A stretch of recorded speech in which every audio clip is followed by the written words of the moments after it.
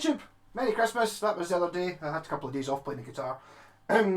So this video, you probably know I've got my first ever Fender Stratocaster just last week, the week before, in my trade Tuesday thing. So I'm really going to talk about Stratocasters and the couple I've got. I'm not going to do all of them, but kind of which is best and how I'm justifying keeping them all for myself. Yeah, so it started off, I used to hate Strats. I think there's an element of everyone. I think when you start playing the guitar, if your first guitar was a cheap Strat, your first decent guitar you buy, or your first sort of Epiphone, I'm in a band now, will be a Les Paul or an SG, whereas if you started off with a cheap Les Paul, your first guitar that you buy when you're in a band is going to be a Strat or a Tele, just kind of whatever it was you didn't have first. But Strat, I never got Strats, single go pickups, dead thin sounding and stuff like that. So this year I've started playing a little bit more clean and maybe getting a bit more grown up on the guitar, so maybe it was about time I went towards a Strat. So it kind of started off with, not starting with this guitar, this is the current one. It started off with this, did it start with this? Didn't quite start with this, but I had a shot, or I had to rewire a guitar for the Blitzkrieg shop, which was an Ibanez Blazer. I believe it was a 550, something like that, which was basically this guitar, which happened to appear a couple of weeks later. Basically exactly the same as this guitar, apart from it had a coloured, it was like a candy apple red, and it had a candy apple red headstock, and it had these pickups, but it had also had a coil split switch on it, which I absolutely loved. I was so impressed with the coil split because these are really powerful pickups, and having a split which basically, no, coil tap. I'm so used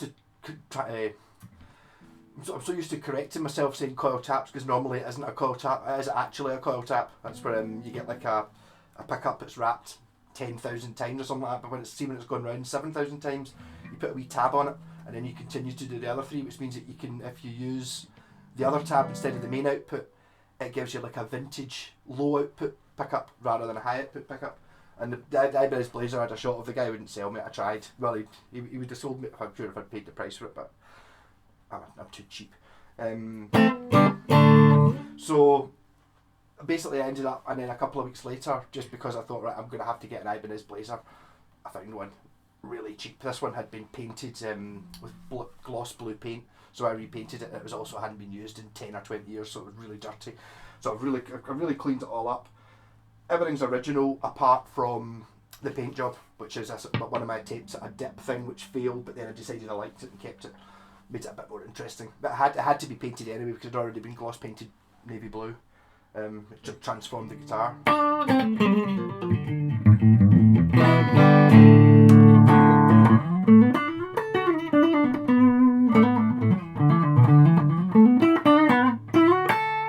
Yeah, so that was the Blazer. I think it was a BL 550. I think this is a 400 or a 450 or something like that.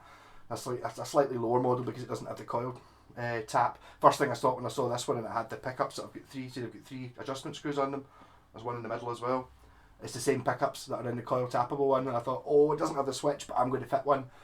The pickups aren't tappable. It's really annoying. They're called Super 6, and you get Super 6 and Super 6T, and Super 6T are the tappable ones, but they're the same pickups without the tap on them. So this one just had to stay as a high power. In the brochure for these pickups from 1982 or whatever it is, it says it's the most powerful single coil pickup you can buy, even including the famous names. In other words, more powerful than a DiMarzio, because I think in 1982 you didn't really get that much choice. DiMarzio was the main choice. So it's basically kind of ballpark of what we've got here. But this wasn't the...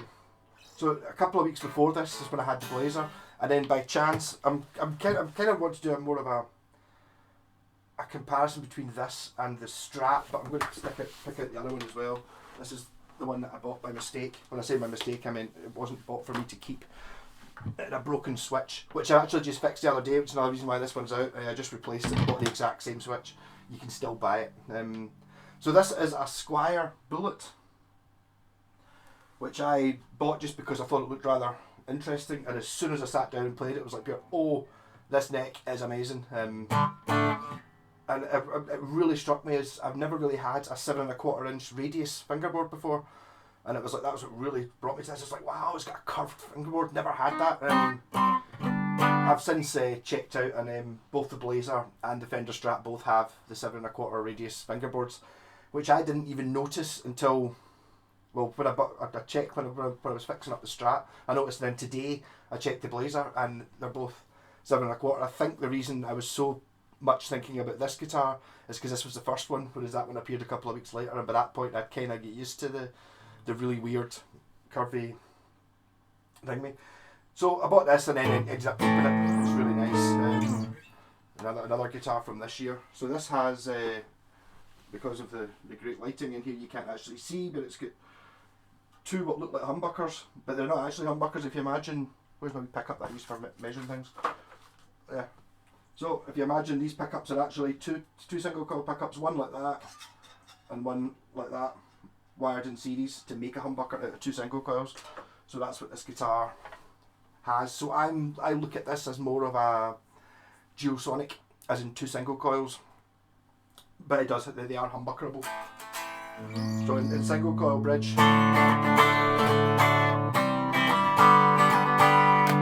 neck, single coil,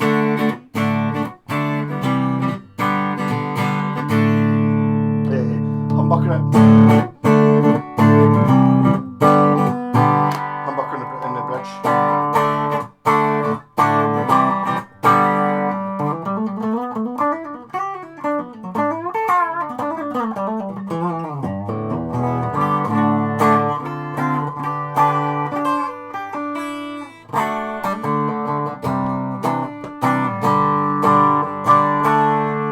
So this is a sort of funny one. I, to be honest, wasn't really that sure what it was. There's different ranges of the Squier bullets. The first ones, the story is the first ones that they made them in Korea and they were awful, so they never actually put them into production, and as a stopgap they made them in America.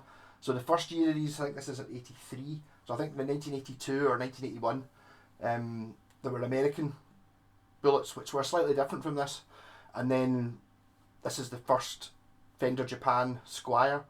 So at this point, the only Squiers you got were Fenders that were made for the Japanese market, called the JV, which there's tons of stuff on the internet about how great JVs are.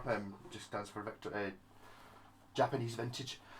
And what they did was they copied the 50s and the 60s Strats rather than copied the current ones, because if you're talking about it's 1980 or whatever, the Fender Stratocaster has been changing. It's like they've made it a 3-bolt neck, they made it dead heavy, they altered things. And the Japanese noticed that what the people really wanted was the 50s ones that were really desirable and worth more money. So they were, why are we copying the modern ones when we could be copying the vintage ones? So that's where these Japanese vintage ones came from. And they did incredibly well for like a year in Japan. And then I think they sneakily put some out, came to the UK. I don't think any went to America. These GVs, you still see them kicking about. And then 1983 they went, right, and they were Squier JV. Originally they were Fender with a wee Squier on it, and then they were Squier with a wee Fender on it. But then he decided they were going to try and make another line of guitars, and that's where the bullet comes in. So this is the first Fender Japan. The serial number on this one is SQ0001516. So this is the 16th ever Squier, whereas the JV ones were Japan only, so they don't count as earlier Squiers. But this is a fantastic little guitar, Telecaster headstock, slightly sort of small, squished body, still full scale. As I said, it's got sort of humbuckers. It's got two single coils and then a coil adder where it adds in the humbucker, hardtail, and this one's in absolutely amazing condition. It looks brand spanking new. So this one is. It went from I'll just fix the switch and sell it, I'm sure I could make 50 quid on that, to I'll just have to keep this one. But this was after I'd had that Blazer that I really liked. So what I'm going to do now is play some sounds. As I was saying, the Blazer, the one I really wanted, had the coils taps on it, which I absolutely loved. So it had a sort of hot mode and a sort of vintage Strat mode. So we were thinking of this one. I got this one, it didn't have the right pickups in it, it just had cheapy ones. So I put vintage style pickups in this. So this one ideally should sound like the other Blazer I had that had the coil split when it had the coil tapped. So this should be a more vintagey one. That's a more powerfully one, and that one's a dual sonic with the 2 outer coils. So that's how I'm justifying having 3 guitars that are all sort of the same. Yeah. But it's a kind of funny comparison to make because the DC guitars are all made in the same factory. They're all fujigen built, and this one is Fender Japan, and so is the Squier. It's the same. It's not just the same factory; it's the same company. Although I did read somewhere that the Ibanez Blazers, I think the slightly later ones are made by Fujigen, and they might be made by a company called Dyna. But a similar sort of idea. So again, we're sitting here. We've got the 7¼ inch vintage style radius. This one has a rosewood fingerboard, a very pretty rosewood fingerboard, I have to say. So out of the 3 of them, this has got the best rosewood fingerboard because the other 2 are 1-piece maple necks. 1-piece maple neck being my my first Schecter P bass had it. I really like a maple fretboard. I really like it when it's 1 piece of wood as well. Whether it makes any difference to the sound and the playability, I don't know, but I just like the idea of it. So this one's not maybe what I would choose because it's got a rosewood fingerboard. But a very vintagey, specky thing. Obviously, this has got a photo finish on it with some cracks in it, it was going to get painted, and then I decided I quite like it, sod it. It makes it a bit more interesting. If I just painted it, it would just be a Fender Strat, whereas now it's a fotoflame, but it's got some mad chips in it, which severely reduces how much it's worth, which suits me nicely. I don't really want a guitar that's worth like 700 or 800 quid or something like that. I'd much rather have one that's got big chunks out it, therefore worth half of that. At least that's the plan. Yeah, so this one, quite vintagey sounding, very thin. This is a DiMarzio DP stacked humbucker. This is a lace sensor gold.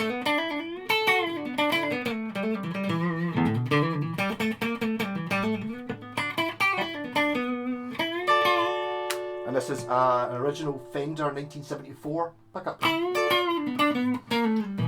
Also, it was good to get rid of these things out of my parts box, sitting there waiting for the right guitar to put them in.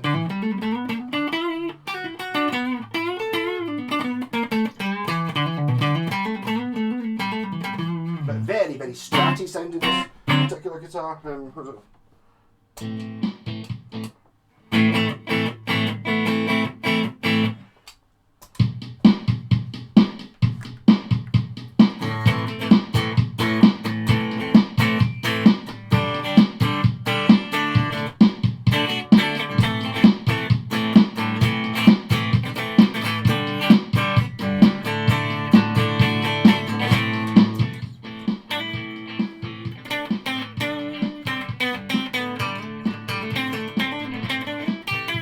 Version 2.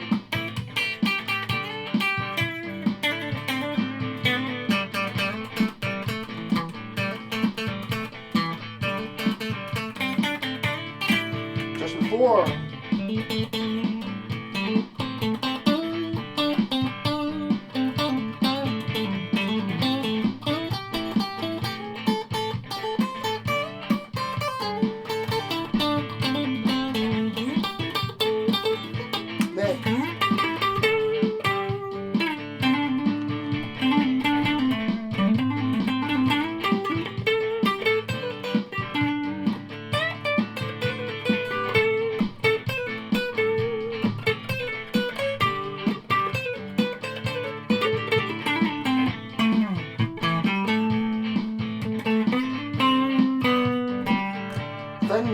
Bridge around.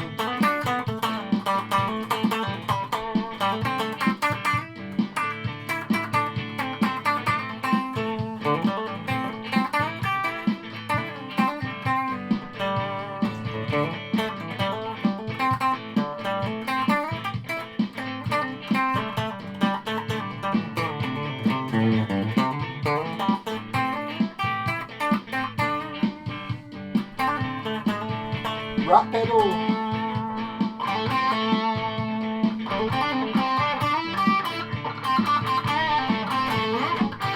Neck.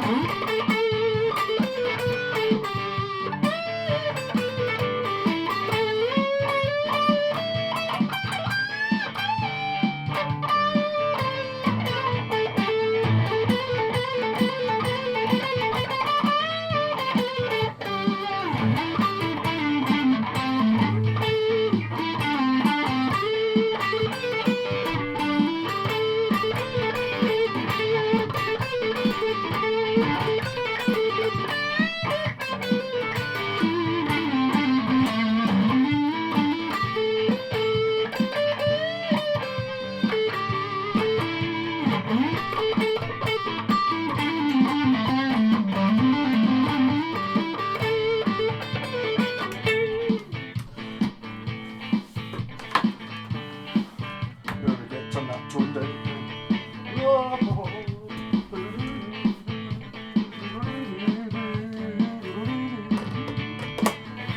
So this goes on to a more higher output.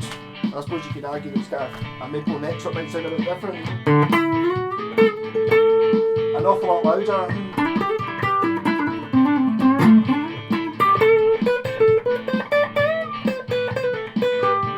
Just before.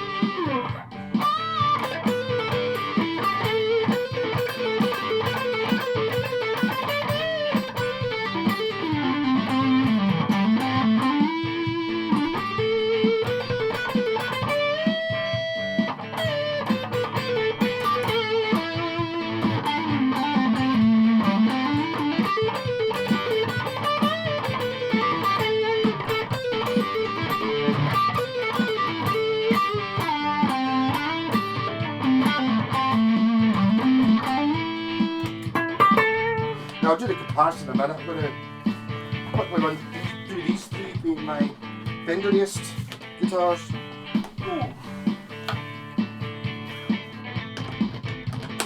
Single coil modes. Bridge.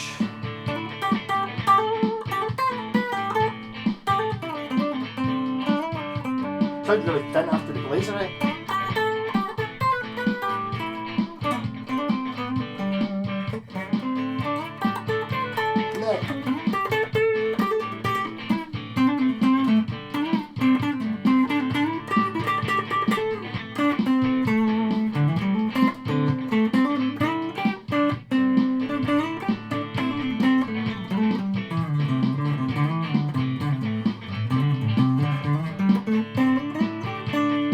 Both pickups, which the other two guitars don't do, obviously.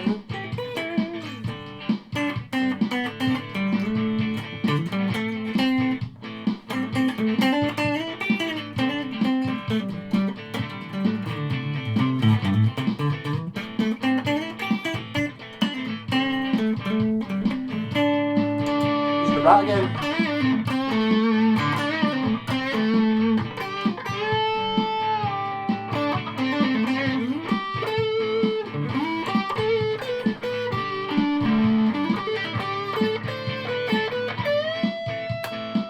Humbuck in the neck.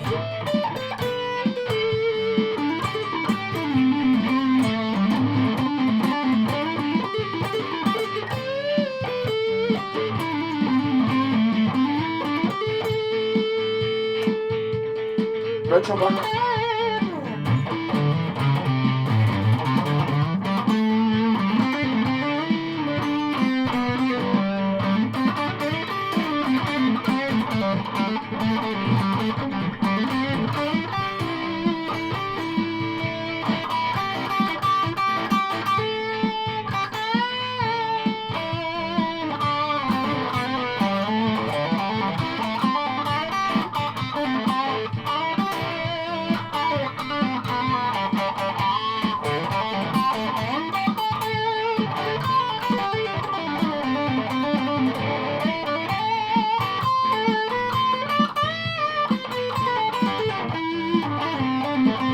humbuckers actually sound pretty good in this.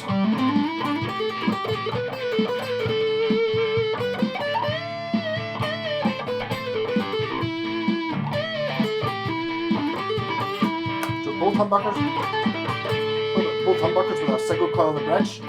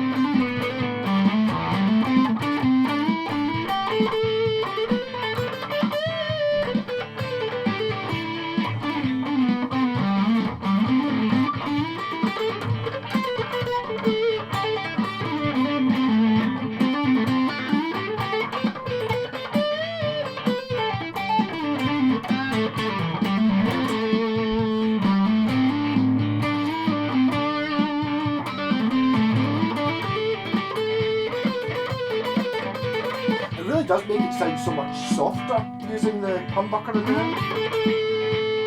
If I lose a humbucker.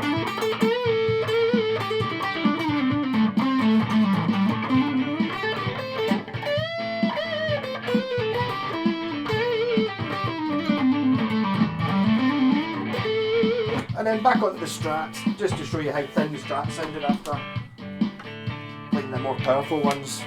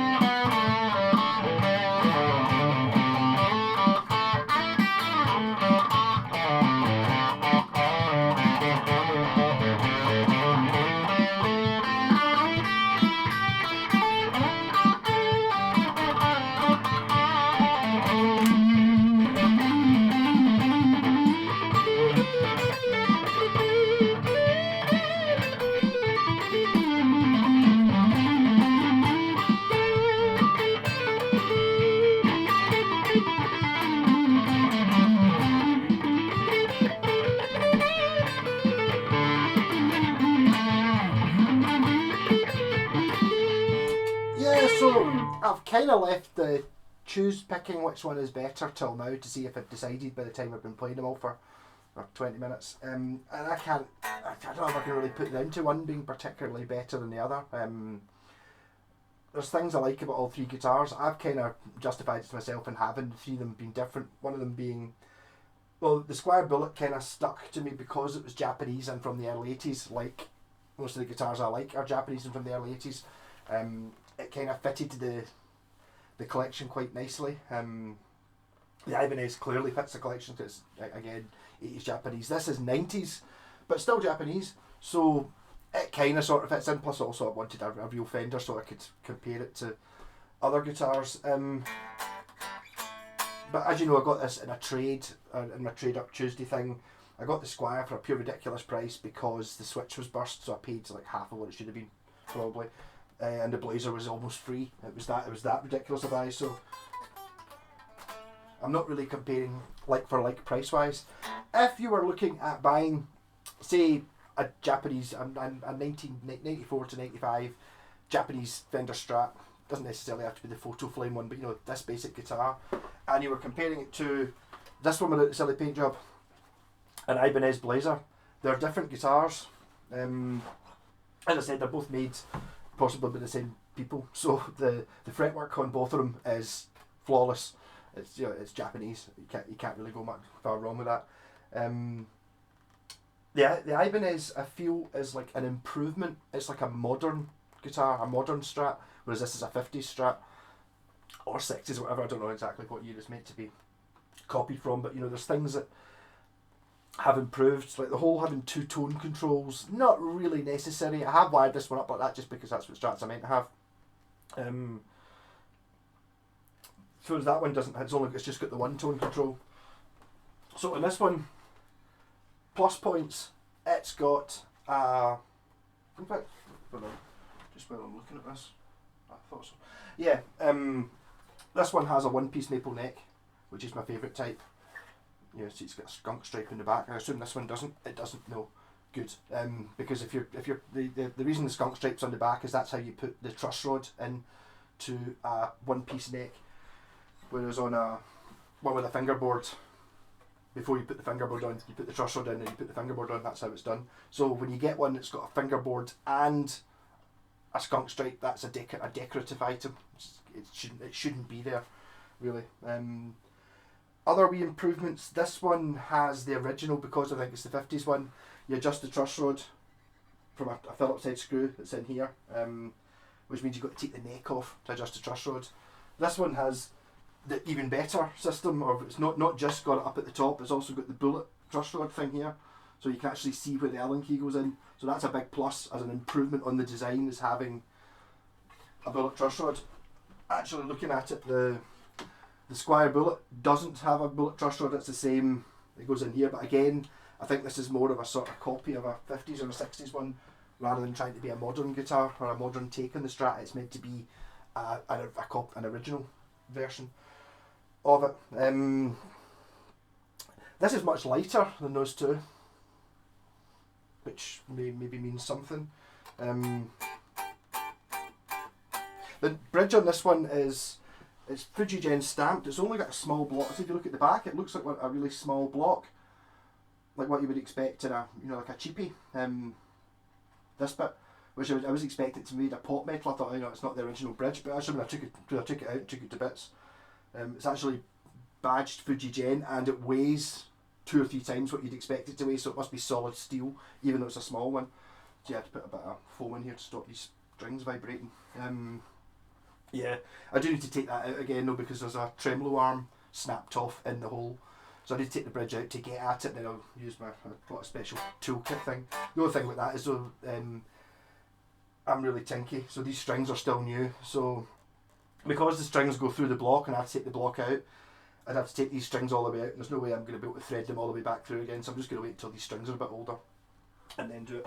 This one does actually have the trem, but looking at this one you can see it's quite a different beast. This has brass saddles, and it might actually be an entirely brass plate.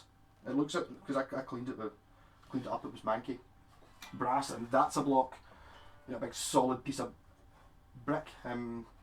Also to try and stop these springs vibrating, I used heat shrink tubing, and I thought it looked pretty cool. You do it in different colours, so that's going to be my new thing. I will do that to this guitar as well. I bought hundreds of heat shrink tubing. This one's also got a phase switch here, which which reverses the phase in the middle pickup, which gives you 2 really, really, really thin sounds, which actually might maybe make it sound a bit more like this guitar actually. But I don't bother changing it, but you don't really need a phase switch. It's not really necessary. I suppose you could also argue that these pickups are upgraded as well, because they're much, much hotter, but they've also got the 3rd screw in it, which means they don't wobble, and it also means you can tilt the angle so they follow the strings, which is a nice idea. This one doesn't have the original knobs, they're meant to be brass. I bought gold ones, but they don't look as good. I quite like these sort of Les Pauli ones.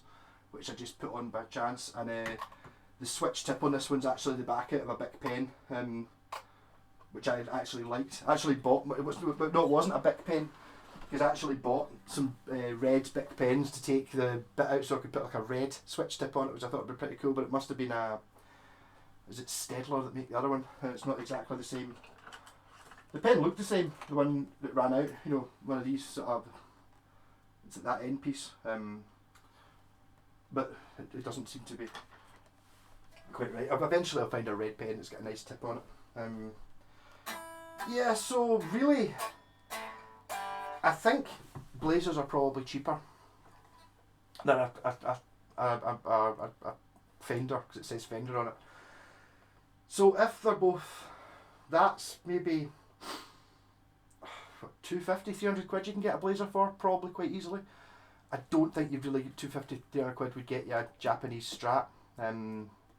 So for that, I mean, the Blazer's a better buy, really. It's possible there's also a chance you're going to get a Blazer pure stupid cheap like I did, because somebody doesn't know what it is. Or, you know, it wasn't a particularly expensive guitar in its day. It was a really, really good guitar in its day, but it wasn't a particularly expensive one, didn't say Fender on it. So if you're talking about price for price, also it kind of depends what you're after. This one's not really a fair judgment either, because this one's got these fancy pickups in it. I don't know what the original ones would have been like. Probably pretty good, I would imagine.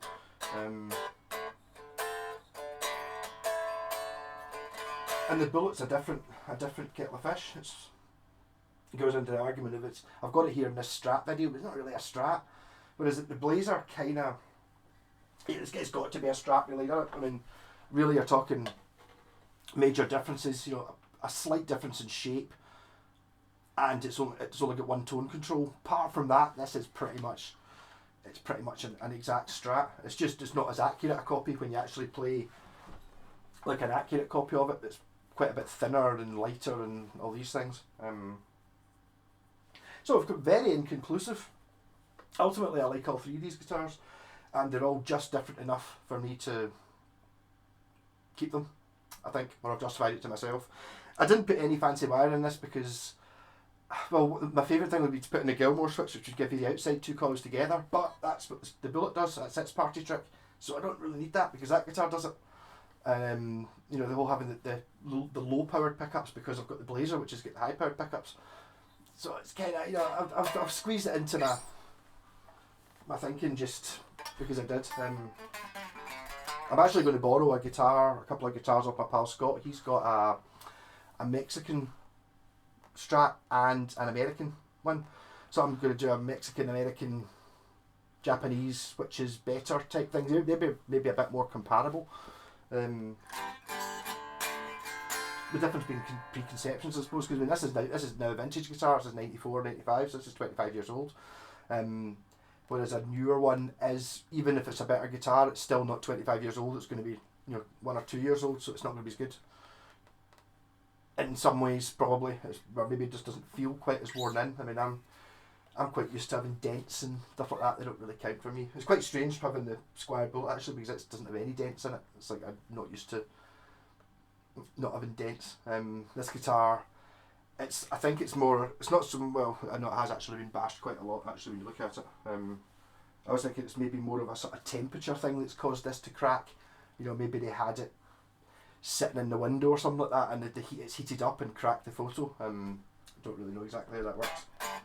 But the more I look at it, the less noticeable I find these two big gouges. It just looks like two black marks on it, which is fine.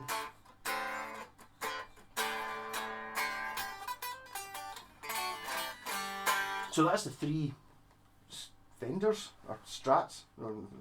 There's more than that. I've actually looked out all the guitars I bought in 2020.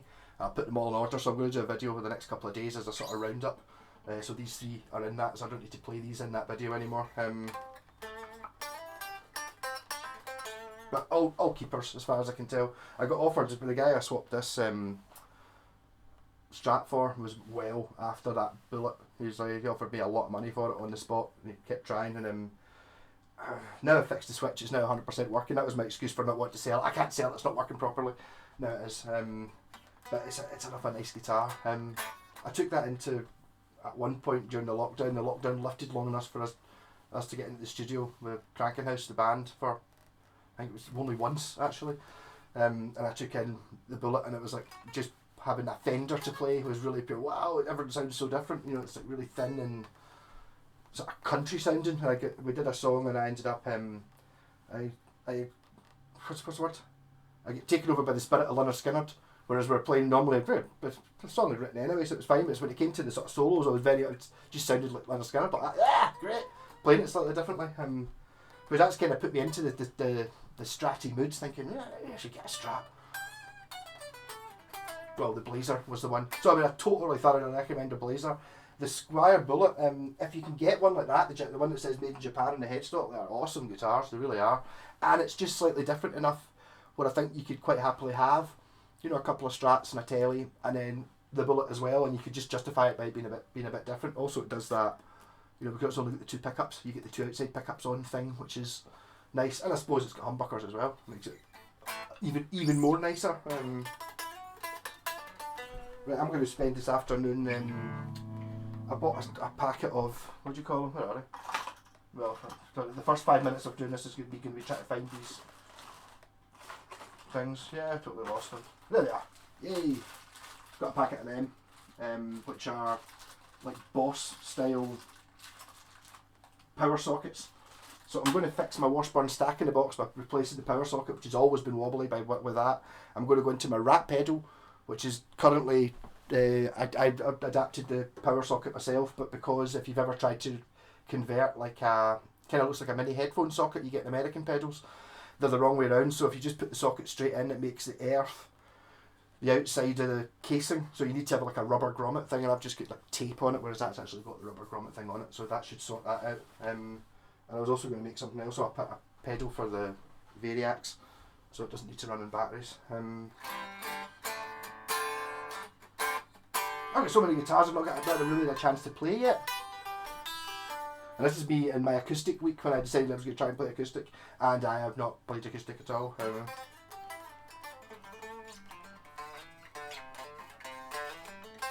So just a wee jam it, quite enjoying that one anyway.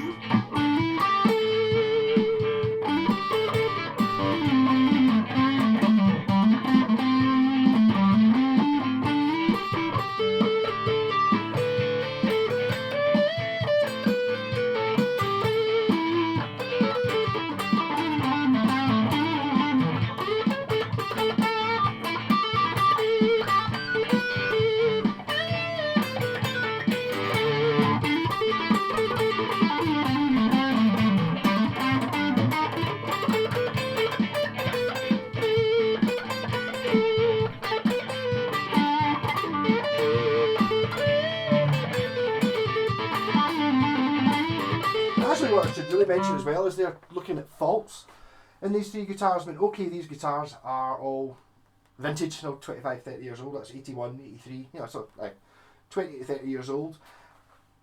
And they're all original parts because they had good hardware on them at all. It's like, this one has Clausen style tuners on it, which the other ones don't have. But it also means you've got the slot in the headstock, which I really like. It gives you somewhere to put the jaggy bit of the string into. But the rest of the hardware on these ones, that's one of the things about, I'm always buying all these 80s Japanese guitars. Generally they've got really good hardware. Round about that time, I think it stopped being economical to put rubbish on, you know, like really pants hardware, which you do get on quite a lot of 70s, 80s guitars. It's really rubbish stuff. Whereas this is just basically, it's a proper, everything on it's just relatively good quality. Well, in saying that, I don't know what the pickups were like because I never had them when I put in the switch and knobs, but the rest of it, it's all, you know, well built and a good quality guitar. I mean, I'm looking at faults in something like this. Take away the chips out it. I suppose I would probably rather have a maple fingerboard, but then again, I'm quite liking this, just being a bit different from those two. Probably would rather have a bullet truss rod, or at least a truss rod you adjust it from up here, but how often do you really adjust the truss rod really anyway? So I mean, it's still there. That's really all I would really change about this guitar. And even though maybe if you're trying to go for the 50s and the 60s feel, that's just part of it, not having, you know, having the truss rod the wrong way around. Yeah, but I mean, ultimately, any one of these three guitars, I would put up against pretty much anything. I don't even know if you were talking about comparisons to going into, you know, guitar or whatever, and see how much it would cost. In fact, that'd be an interesting thing to do, actually, wouldn't it? Basically, take this guitar as a standard and go in and see how much it costs to get a guitar that's better than this. Would be interesting, because I don't really know. I think they still make Japanese Strats, but I think they tend to be sort of funny, pure out there models. You know, like sort of like the paisley pattern ones or something like that. You know, you maybe get like, is it Aerodyne? You know, the ones that have got like kind of like binding and they're all one colour. Maybe that's maybe more what Fender Japan does these days, or that's what we get as Fender Japan, as opposed to being anything a bit more classy. You know, I don't think they make a direct competitor to like a Mexican or an American. So the Mexican Americans are your two main ones. I think Japan were always there and always making stuff and maybe doing special runs and all that. But I don't think you'll get like a comparison one where you get like pure, yes, here's a 62 style Strat with a whatever kind of neck profile and all that stuff. I don't think you get one that was exactly the same. Incidentally, the neck profile on this one is between the Blazer and the Bullet. The Bullet neck is really small, really thin feeling, but which is very nice. And the Blazer is a little bit more chunky, and this one is, it's basically it's exactly the same as the Blazer, isn't it?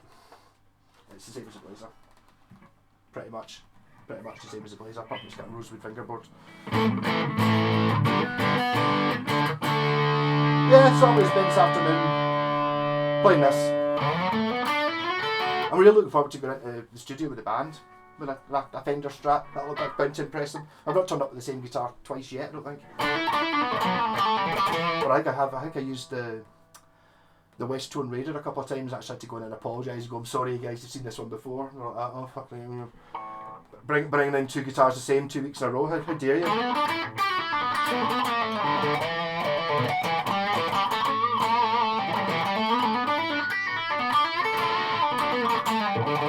I'm allowed to say this is actually a very easy guitar to play, but that might be because I've been playing the guitar for quite a long time. I used to always find Strats pure impossible. I also think one of the problems with Strats is it's because it's so copied. I mean, I don't think there's a company out there that doesn't make a Strat, and also about 90% of all the first guitars you ever buy are Strats. So there's millions of, you know, not say cheaper make, you know, like Westfield and Jim Deacon and Squier. There's millions of those. So you see far less actual Strats, and I have decided that yeah, this is counting as an actual Fender Strat. I think the consensus is that a Mexican one's a real Strat, so I think the Japanese are a bit better than Mexicans, so they're ultimately the same. I think the thing about the Mexican one is it not, you can either have your guitar made in Mexico by Mexicans, or you can have your guitar made 100 mile away in California or wherever it is by Mexicans. So it's like, it doesn't make really as much difference. But obviously they'll spec the American ones better, but I don't know whether they're actually worth it price wise.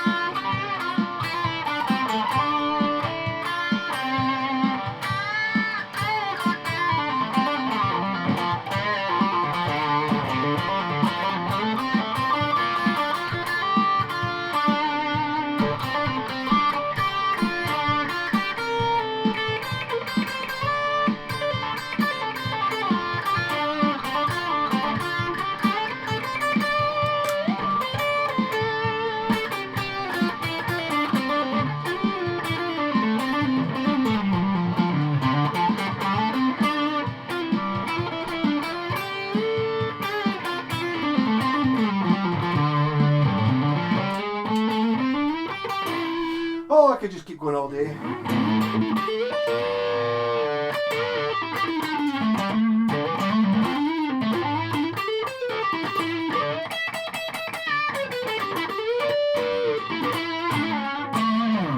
Yeah, so as I said, this guitar, it's definitely getting kept now. I'm really liking it.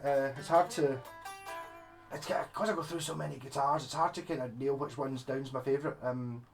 Generally the one that's newest is the one I'm playing most, because it's, oh, this is new, or newest to me.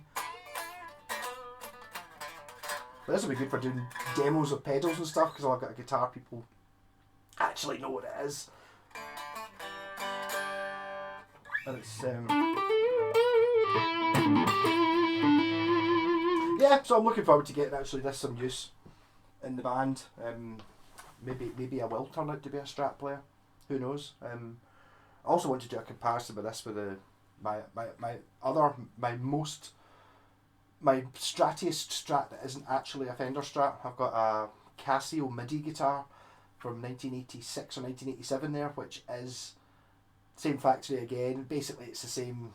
It's a Fender Strat, apart from it says Casio in the headstock. But it's made in the same factory at the same time, all the same parts, apart from it's got MIDI in it. So that's probably a better comparison. But again, I'm comparing guitars that all came from the same factory. It's like, how much did they learn? In fact, I was actually thinking of putting that telly in it. I'm pretty sure it's fujigen as well. So you've got like a telly from the 70s, and then you've got a couple from the 80s, and then you've got one from the 90s, and it's like, so how did fujigen do over the years? And it's like, well, they knew how to make guitars then, and I suppose they probably got better by then, and they maybe got slightly better by now, but you're not really noticing any difference. You know, the differences are not, this one's better than that one. The differences are, well, this one's got a slightly thinner neck on it, or it's thinner pickups, and it's lighter, not better. But I do recommend try to find an Ibanez. If you fancy a Strat, I would seriously look at an Ibanez Blazer, because as I said, you can pick them up for Squier money, and they're not in the same league as Squier. They're the same league at least as this, easily. Whereas although everyone loves Squiers are amazing, oh, they're fantastic, they're not as good as real guitars. They're just not. That Squier, obviously I see there with a Squier sitting next to me, this is a Squier, but it's not really a Squier, if you know what I mean. It's a Fender Japan, not a Squier. Even though the brand says Squier. That's got an awful lot more in common with this than this does with any classic vibes or anything like that. You know, it's like, it's not in that league. It's significantly higher.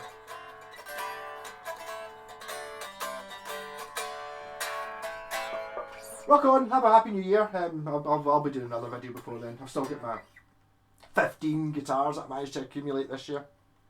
That's me trying to cut down. That doesn't include the ones I sold or the ones I traded. It's 15 I ended up with. So more than one a month. Yay! Rocking. Rock on!